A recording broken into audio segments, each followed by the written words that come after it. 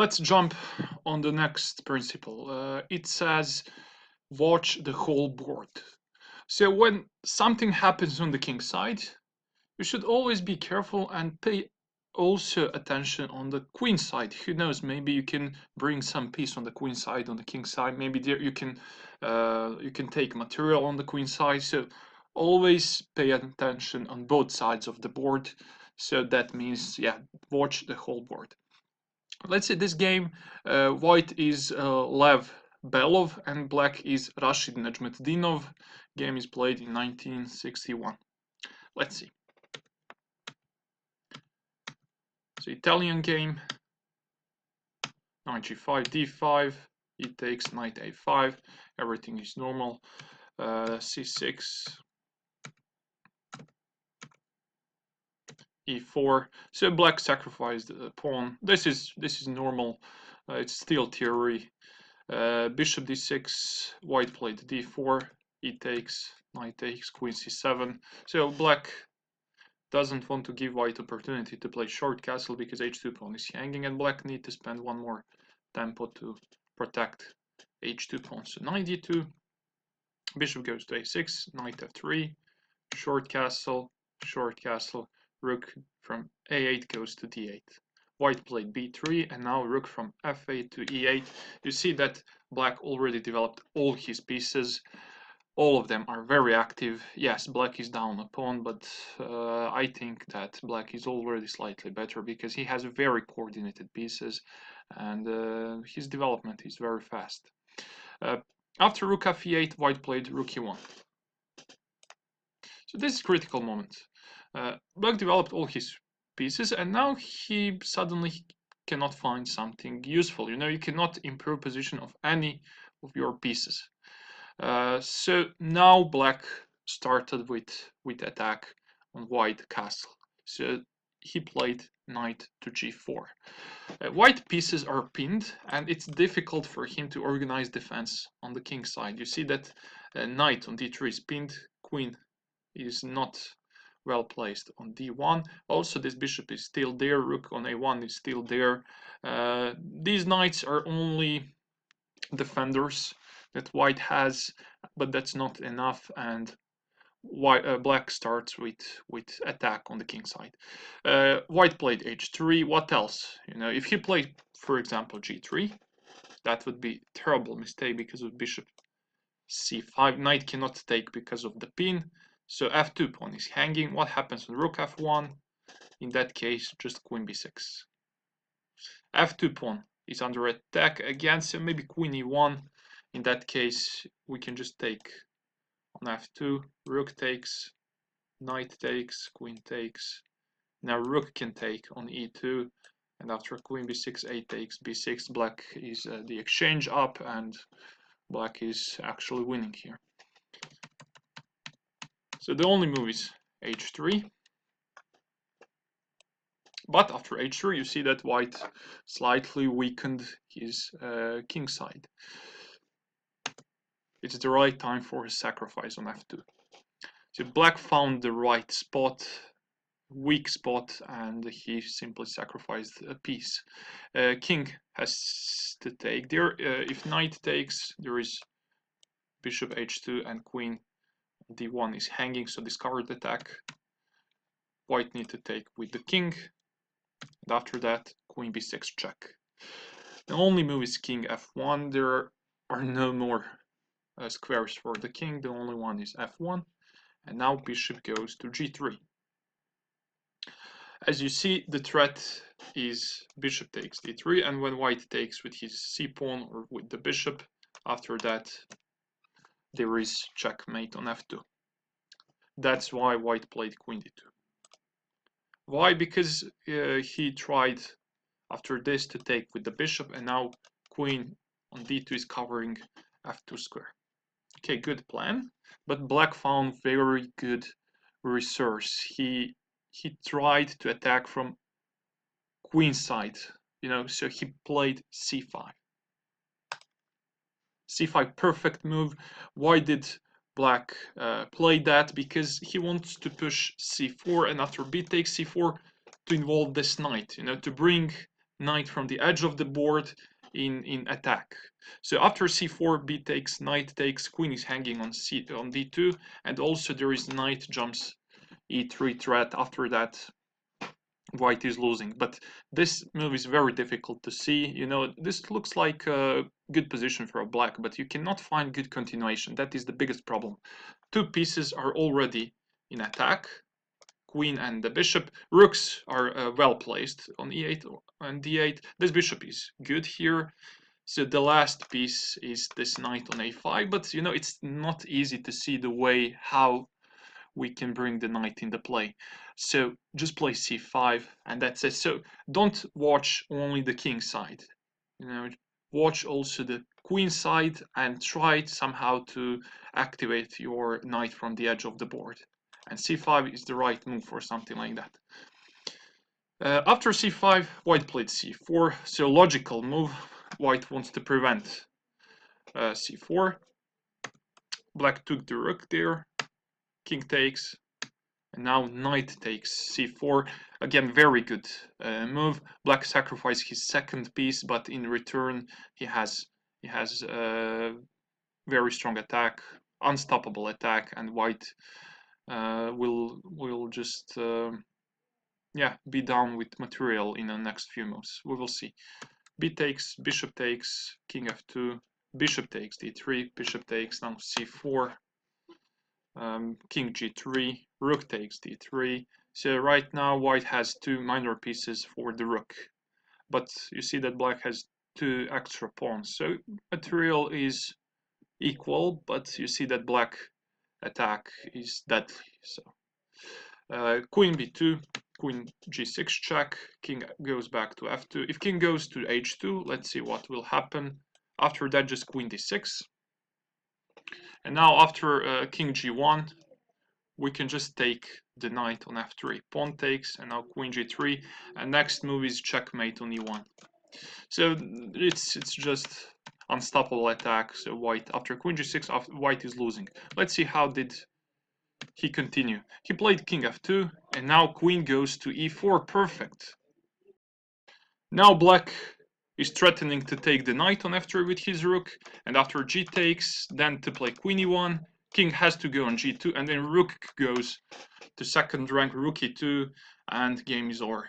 White played bishop d2 to try to activate his rook, but that is too late.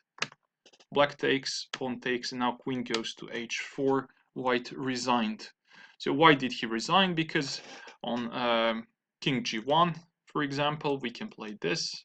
King goes there, and now rook just goes on e2, and mate is unstoppable. So queen g2 or queen h2, it's more or less the same. Very instructive game. Black didn't calculate variations only on the king side. Instead, he tried somehow to bring this knight from the edge of the board into play. So that's the reason why he played c5. So sometimes don't just calculate lines. Don't calculate what to do on the king side. Also try to see, yeah, can I bring new pieces into play? Can I maybe use some piece from the other side of the board? So this is, I think, again, very instructive games. So let's see the next one. So in this game we will also talk about the rule watch the whole board. White is Garry Kasparov and black is Viswanathan Anand. Game is played in 1991. Let's see. Sicilian defense. E6. Queen c7. Yes, knight c3, e6. Bishop e3. Then white. Black played a6. Bishop d3. Knight f6. Knight e5. Everything is normal so far. h3 to prevent knight g4. Black played bishop c5. King goes to h1, d6, and now f4 is the right time for attack in the center. Black played knight to c6, and now white played e5. Now if black takes with his d pawn, the problem is knight d4, b5, a takes, and now bishop takes c5, and white has much better position because this bishop on c5 is the key piece. Black cannot play short castle at all. His king is still there. The next move is probably this, you know, and just yeah, white has much better position. Instead of d takes e5, black took there with his knight. Much better. He sacrifices a piece, but he gets very good center, and yeah, he will have enough time to play short castle or whatever. Yeah, just d takes, and now white played very good move, bishop b5, check, pawn takes. It is slightly better probably just to move king on f8. So he played a takes b5, knight takes, queen b6, bishop takes, queen takes. You see that white has he's one pawn down, but d file is open. White can play knight d6 in this moment, so he has very good compensation for the pawn. Black played king to e7. If he played king f8, this is the problem. Knight from c3 to e4, and now just white is winning because if black takes there, rook takes, king g8, knight goes back, so queen is hanging, so black is losing here because this rook is already on 7th rank, and just mate attack is unstoppable. So knight d6, black played king e7. Now white played one fantastic move. He sacrificed the rook like this. So rook f6. Black needs to take with his g-pawn. If he takes with the king, there is a fork in the center on e4. So he took there with his g-pawn, and white brought knight from c3 in the play. So knight e4, black played queen to d4. Just later we will speak about one more rule. It says don't trade queens, don't trade pieces, especially queens. So like in this moment, if you trade queens, you don't have attack anymore, and black is material up, so he's gonna win the game easily. So just keep queens on the board, keep more material. So always when you have pressure or when you're material down, try to keep as many pieces on the board as you can. So after queen d4, sure, we need to move our queen somewhere, and Kasparov chose to play queen h5. Why? Because now f7 pawn is hanging. Black need to play rook f8, and now rook goes to d1. So now all white pieces are in the play, and all of them are very active. Black played queen e3, and then white played queen to h4, so he attacks f6 pawn. Black played queen f4. And now this is critical moment. Where should we move our queen? We can take on h7, for example, but black is gonna take a pawn on a2, and after that we have nothing. There is no way. Okay, let's see. There is no way to bring our queen back in the play. Yes, we have a still good position, but how to use this queen to attack black? It is very difficult. So after queen f4, we need to use a rule which says watch the whole board. So this queen can easily be transferred to the queen side. So queen goes to e1. That's the best move. So the right plan here is just to play queen b4 and to create mate threats. So this maneuver is very nice. Try to remember it. So queen e1 because of queen b4. So bring your queen on the queen side. Black played rook a4, very logical move, and the best move in this case. So he just wants to prevent queen b4. But now white can do something similar. He can just play queen to c3, and now queen c7 is suddenly the biggest threat in this position. Black played rook to d4. Also, you see that this bishop on c8 is hanging, so that's one more extra threat. Black played rook d4, rook takes, and now black played queen f1 first check, king h2, e takes d4, but now white can just play queen c5, and black king is in the mate net. It's impossible now for black to defend his king, and game is over. Black tried to play something like king d7, but now after knight b5 there is mate, unstoppable mate in 6 moves. Black played queen f4, and then white just played g3 and black resigned. Why did he resign? Because let's see, what happens if he played queen b8, for example. After that, white can just do this, king goes on d8, now queen takes the rook, checkmate. What else he could do here? He could play maybe queen f5. After that, we can just play queen d6, and after king e8, knight c7 checkmate. You see, just that's the reason why he resigned. So very instructive game, I think.